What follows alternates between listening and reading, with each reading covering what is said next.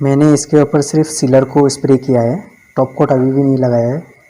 Sealer को spray करने के बाद देखिए इसका जो ग्लॉस फिनिश आया हुआ है और कौन सा प्रोडक्ट मैंने इसके ऊपर यूज़ किया है मैं इसका बारे में डिटेल में बताऊंगा।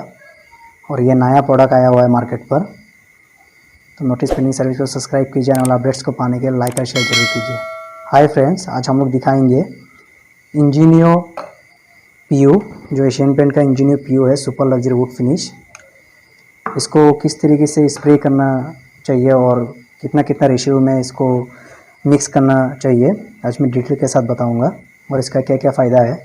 तो देखिए, ये Asian Paint Woodtech Insignia PU super luxury wood finish है, क्विक ड्राइंग है, जर्मन टेक्नोलॉजी है, सुपर ड्यूरेबिलिटी है, इंटीरियर एंड एक्सटीरियर कंपैटिबिलिटी है, जैसे कि आप अंदर बाहर दोनों तरफ लगा सकते हो और ये बहुत सालों तक जाएगा।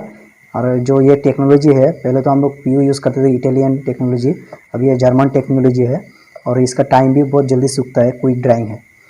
और 1 लीटर जो पैकेट आएगा आपका, 1 लीटर का कार्टून में आपका जो बेस रहेगा, इसमें 667 ml बेस रहेगा और हार्डनर रहेगा 333 ml, दोनों को मिला के 1 लीटर बनाया जाता है। और फिर इसमें आपको थिनर देना पड़ेगा 30 to 40% सिलर पर। और ग्लोसी पर बात करते हैं हम लोग, ग्लोसी पर आपका 1:1 आएगा, जैसे कि हम लोग पीओ इम्पोरिया जैसे यूज़ करते हैं ग्लोसी, तो पीओ इम्पोरिया में भी आपका 1:1 रहता है और इसमें भी आपका 1:1 रहता है, हार्डनर ज़्यादा रहता है इसमें भी। और इस पर थिनर जो आएगा ग्लोसी पर, इस पर 50% to 55% थिनर आएगा ग्लोसी पर। तो अभी हम लोग PU sealer, engineer PU sealer को मिक्स करके दिखाता है। तो नोटिस पेंटिंग सर्विस को सब्सक्राइब कीजिएगा, आने वाले अपडेट्स को पाने के लिए लाइक और शेयर जरूर कीजिए। और देखिए, आप लोगों का जो सहायता है, इसके वजह से जो मेरा चैनल ग्रो हुआ है, तो हम लोग आशा करते हैं कि आगे भी आप लोग हम लोगों को सपोर्ट करते रहेंगे। अभी हम लोग सीलर को हाफ लीटर बनाएंगे। हाफ लीटर बनाने के लिए हम लोग को लेना है 333.5 ml, अगर हम लोग आधा आधा करते हैं तो सीलर को मैंने अभी 333.5 ml लिया हुआ है। और इसको मेजरिंग करने के लिए आप लोगों को मेजरिंग सिलेंडर का सहायता से मेजरिंग करना है, हाथ के आइडिया से नहीं। और ये बहुत सस्ता होता है, आपको फ्लिपकार्ट में मिल जाएगा, मैं इसका लिंक भी डिस्क्रिप्शन पर डाल दूंगा, आप लोग जाके वहाँ से ख़रीद सकते हो। और अगर हम लोग मेजरिंग सिलेंडर से मटेरियल को माप के देते हैं जब हार्डनर और बेस को, तो काम पे किसी तरह का आपका जो डिफेक्ट या साइड इफेक्ट होता है वो नहीं आएगा। तो आपको प्रॉपर तरीके से मेजरिंग जैसे कंपनी बताया हुआ है, इसी तरीके से इसको लेना है माप के। अभी हम लोग हाफ लीटर माल बना रहे हैं, तो इस पर हार्डनर लेंगे 1.66.5 ml। देखिए, मैंने इस पर हार्डनर ले लिया। अभी हम लोग इसके ऊपर थिनर को देंगे, पीयू थिनर। और इस दरवाजे के ऊपर जो हम लोगों ने सबसे पहले सैंडिंग करके डेंट फिलर लगा के फिर इपोक्सी इंसुलेटर लगाया हुआ है, और इसके ऊपर हम लोगों ने एक coat red brown wood stainer wood teak का लगाया हुआ है एशियन पेंट का। अभी हम लोग इसके ऊपर थिनर देंगे। फिर इसके ऊपर सिलर से जब हम लोग 2 से 3 कोट लगाएंगे गैप दे के 3 to 4 आवर, फिर हम लोग सैंडिंग करके इसके ऊपर टॉप कोट लगाएंगे, वो भी दिखाएंगे हम लोग फुल डिटेल के साथ। तो अभी हम लोग 30 to 40% इसको थिनर दे दिया है, अभी मिक्स कर लेंगे अच्छे तरीके से और थोड़ा टाइम तक छोड़ देंगे मैच्योर होने के लिए, 5 से 10 मिनट तक। जो थिनर हार्डनर और बेस से अच्छी तरीके से मिल जाएगा, फिर हम लोग इसको यूज़ करेंगे।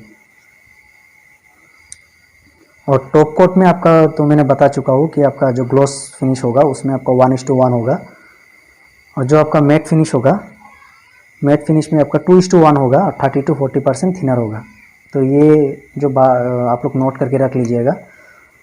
तो अभी हम लोग जब मटेरियल को लेंगे गान पे या आपका किसी डब्बे पे स्प्रे करने के लिए, तो मटेरियल को छान लेना है मार्किंग क्लॉथ या आपका कोई भी पतला सा नेट से, जैसे कचरा ना जाए इसके अंदर। थोड़ा बहुत किसी माल को लेने के टाइम में रहता होगा थोड़ा बहुत, तो वो इसके अंदर ना जाए, नहीं तो आपका जो गन का नोजल है ये आपका जाम हो सकता है, तो स्प्रे करने में आपको तकलीफ भी हो सकता है।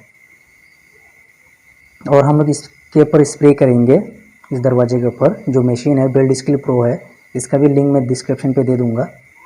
आप लोग इससे नॉर्मली काम कर सकते हो, लेकिन ज़्यादा हेवी काम नहीं कर पाओगे, क्योंकि ये इतना अच्छा मशीन है लेकिन इतना हेवी मशीन नहीं है कि आप लोग इसको सारे दिन काम करेंगे या आप लगातार 1-2 घंटे तक यूज़ करेंगे, ऐसा नहीं है। अभी रेस्पिरेटर लगा लिया हम लोगों ने, क्योंकि रेस्पिरेटर लगाना ज़रूरी है, नहीं तो ये बाद में आपको बीमार भी पड़ सकता है। और रेस्पिरेटर का भी मैं लिंक डिस्क्रिप्शन पे दे दूँगा। और आपको एक साइड से सीलर को स्प्रे करके जाना है बराबर तरीके से, किसी जगह पे कम या किसी जगह पे ज़्यादा ना लगे।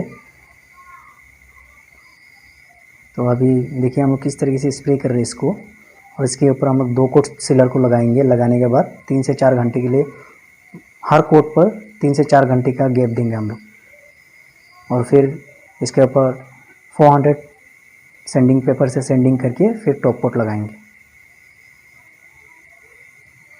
और ये जो सीलर है, मैंने थोड़ा सा एक लकड़ी पर एक्सपेरिमेंट किया था, जो सैंडिंग करने के में भी बहुत बढ़िया है, ये बहुत जल्दी काट जाता है। और ये सीलर पे ही आपका जो ग्लॉस लेवल है 75 से 80% ग्लॉस लेवल सीलर पर ही देता है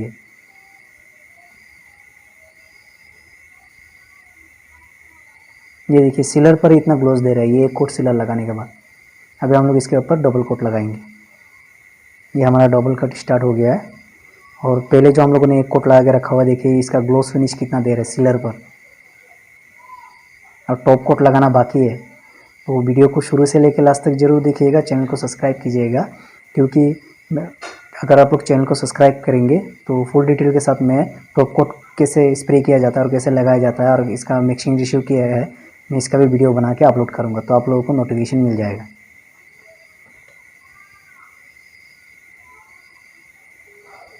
तो अभी फ़िलहाल हम लोग का ख़त्म ही हो चुका है। और जो हमारा नोटिस पेंडिंग सर्विस है, ये हमारा जो सब्सक्राइबर है और जितना भी मेरा यूट्यूब फैमिली है, मैं सभी को थैंक्स कहना चाहूँगा, क्योंकि इस चैनल को सपोर्ट करने के लिए। और आशा करता हूँ आप लोग इसी तरीके से सपोर्ट करते रहिएगा। तो अभी फ़िलहाल हम लोग का 2 कोट मार के सेकेंड कोट ख़त्म हो चुका है। देखिए अभी इसका लुक किस तरीके से दिखाई दे रहा है और इसका ग्लॉस लेवल देखिए। तो वीडियो को लाइक और शेयर ज़रूर कीजिए, चैनल को सब्सक्राइब कीजिए। Thanks for watching.